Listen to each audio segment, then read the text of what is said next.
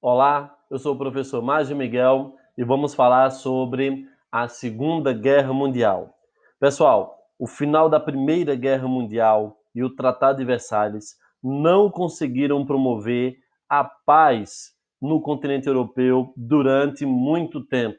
Tanto é que nós consideramos que a Segunda Guerra Mundial é continuidade da Primeira. Para isso, vamos observar aí a Europa às vésperas da guerra. Você percebe que você tem alguns países democráticos, que são os países que saíram vencedores da Primeira Guerra Mundial, e depois você tem países que acabaram adotando ditaduras ou regimes autoritários, que seria o modelo totalitário. No caso da Alemanha em especial, a situação dela se tornou insustentável. Com um discurso voltado à restauração da glória nacional, à superioridade da raça, o antissemitismo, o anticomunismo, ocorreu para fazer com que o sistema nazista ganhasse força. E o seu idealizador, o Adolf Hitler, defendia que os alemães eram descendentes de uma raça ariana e que precisava de mais espaço para o seu desenvolvimento. Para justificar esse ideal, foi utilizada uma pseudociência conhecida como racismo científico, baseada no determinismo biológico, e assim afirmando que os alemães eram uma raça superior.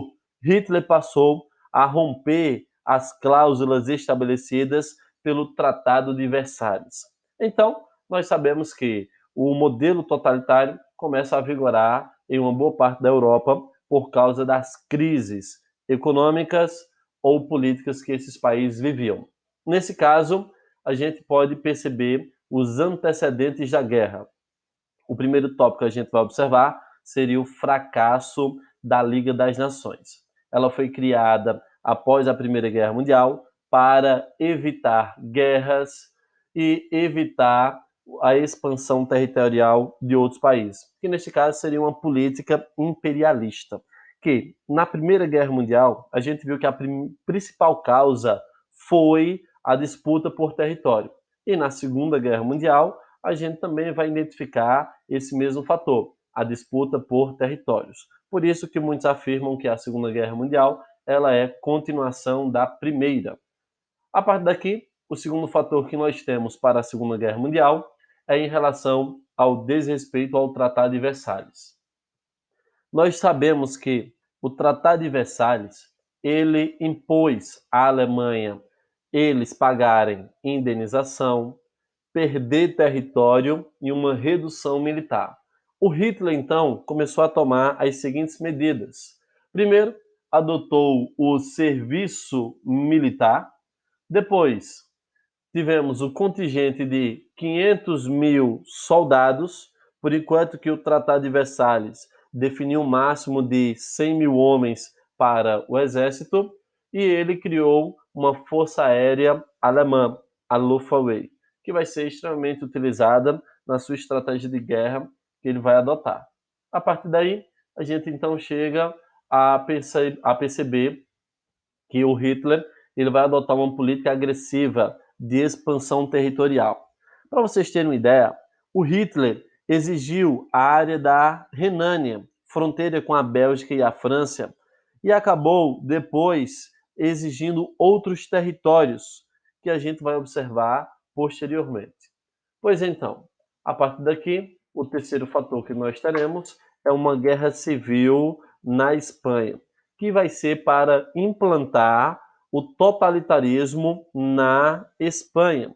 Nesse caso, os partidos nazistas e fascistas, eles irão apoiar a política do Francisco Franco, já que era a mesma deles.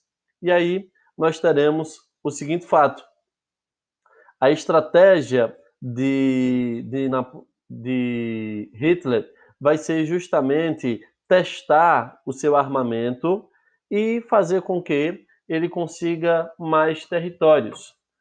Nesse acordo, ainda em 1936, ele conseguiu fazer um acordo com o Japão, que vai ser o Pacto Anti-Khomeini, ou seja, um pacto contra o comunismo.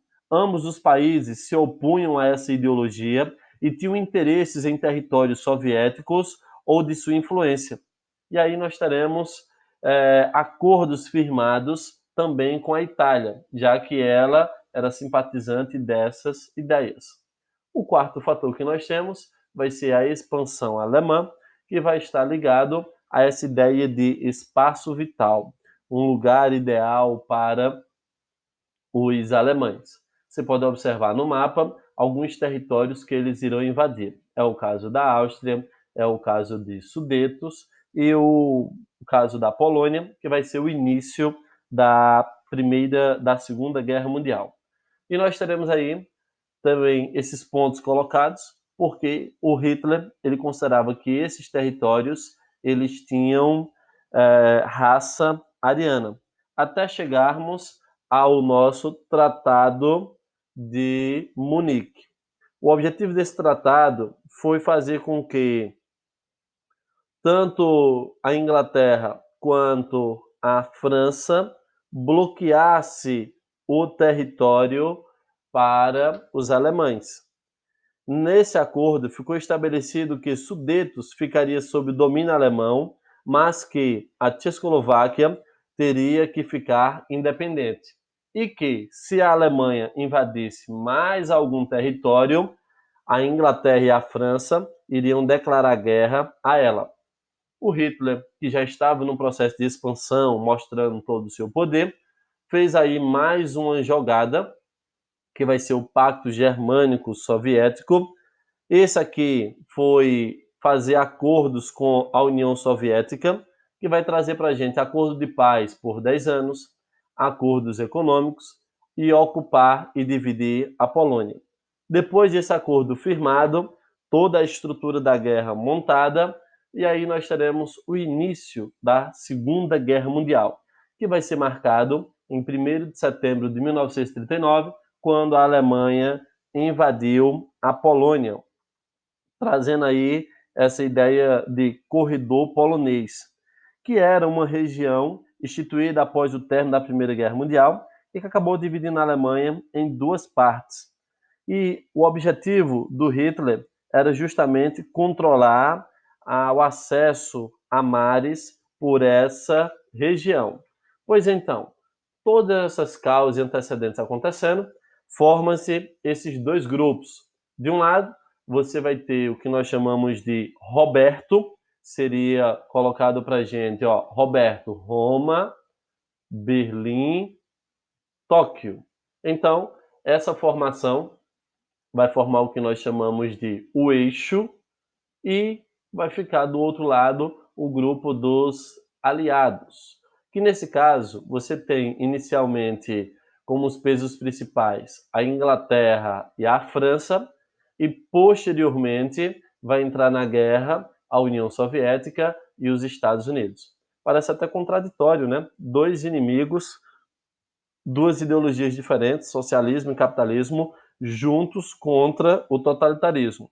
Mas eles acabaram se juntando devido a terem o mesmo inimigo e por serem atacados por eles.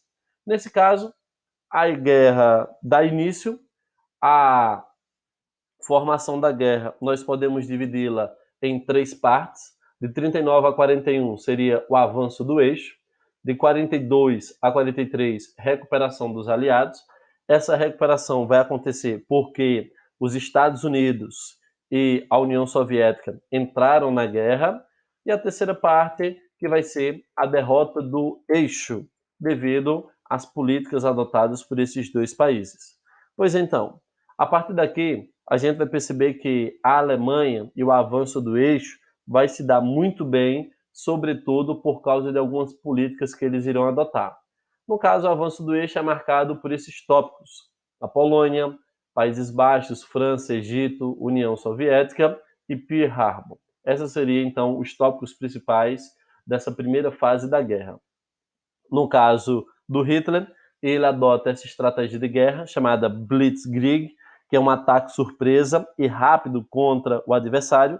Consiste em um ataque aéreo com bombardeios e a sucessiva ocupação da área pelo exército, a estratégia fez com que os alemães avançassem muito rápido sobre o Ocidente. Pois então, a partir daqui a gente pode ver alguns pontos importantes para a gente. O primeiro fato aí seria o avanço sobre a Polônia. Nós sabemos que o Hitler aniquilou as defesas polonesas em 2 semanas. Foram 44 divisões do exército alemão contra 22 divisões polonesas. Grande, grande parte do território polonês ficou sob controle alemão, que instituiu um governo geral, dando início à perseguição aos judeus. A outra parte ficou com a União Soviética, que tinha assinado o acordo de não agressão com a Alemanha, invadiu a parte oriental da Polônia. 2 dias depois, nós sabemos que a Inglaterra e a França declaram guerra à Alemanha. Esse então seria aí o primeiro tópico para a gente. O segundo tópico vai aparecer relacionado à França. Pessoal, aqui o Napoleão teve uma maestria gigante. Ele conhecia a linha de defesa francesa e ele resolveu então invadir a Bélgica e a Holanda.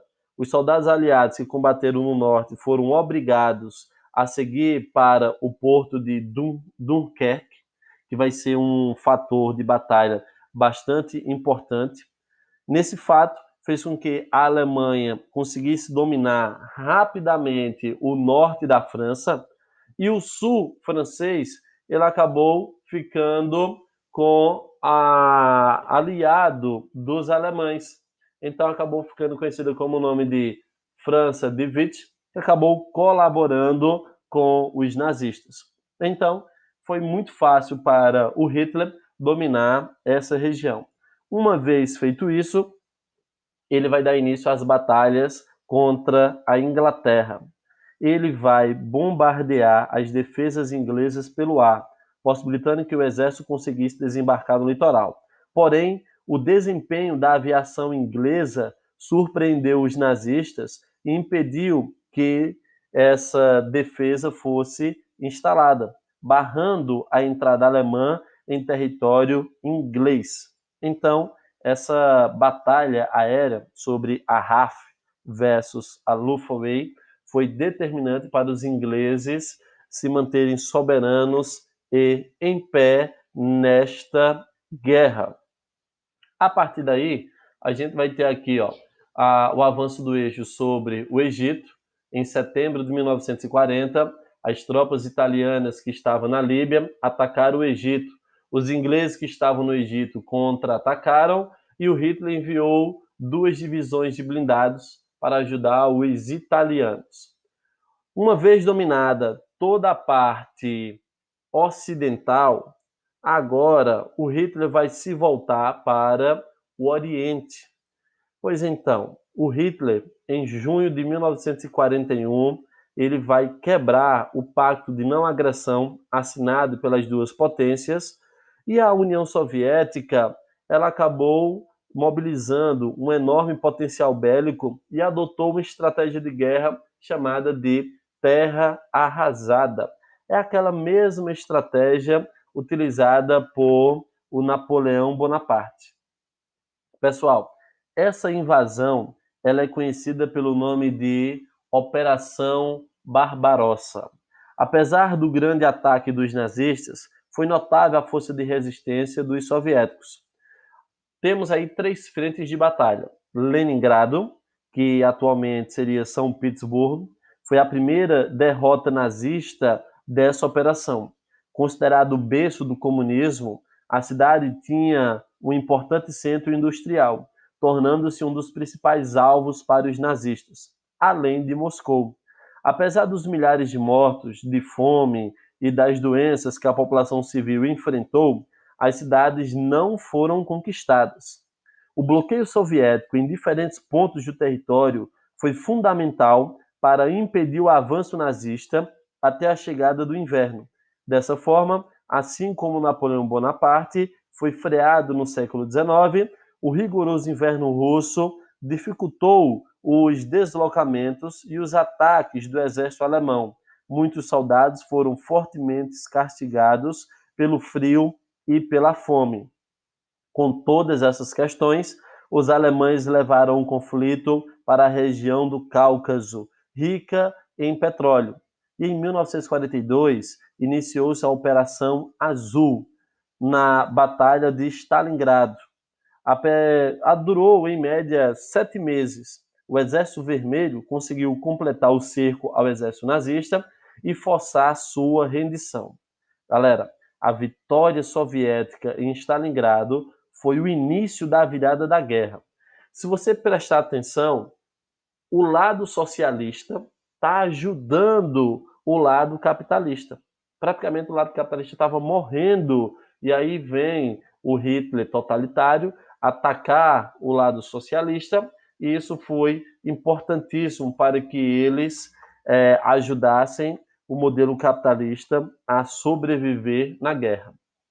Pois então, e essa confusão toda acontecendo na Europa, e quando a gente olha para a Ásia, a gente encontra o Japão, que está num processo de expansão territorial. O Japão, que também é um país imperialista e que está tentando tomar conta de tudo. Então, ó, essa ilha pequenininha aqui no centro começa a ter um raio de influência importantíssimo para a gente. Aqui no cantinho, ó, do lado direito, tem Pearl Harbor, que vai ser o ponto-chave para fazer os Estados Unidos a entrar na Segunda Guerra Mundial. Nesse fato, devemos dar destaques ao seguinte fato: quais são as razões do expansionismo japonês? O primeiro fato seria que na década de 30 foi impulsionada pela depressão econômica naquele período, que seria a primeira crise econômica mundial. O segundo fator do imperialismo japonês é que eles tinham o objetivo de expandir mercados consumidores e ter acesso a matérias-primas para o desenvolvimento industrial, como carvão mineral e ferro.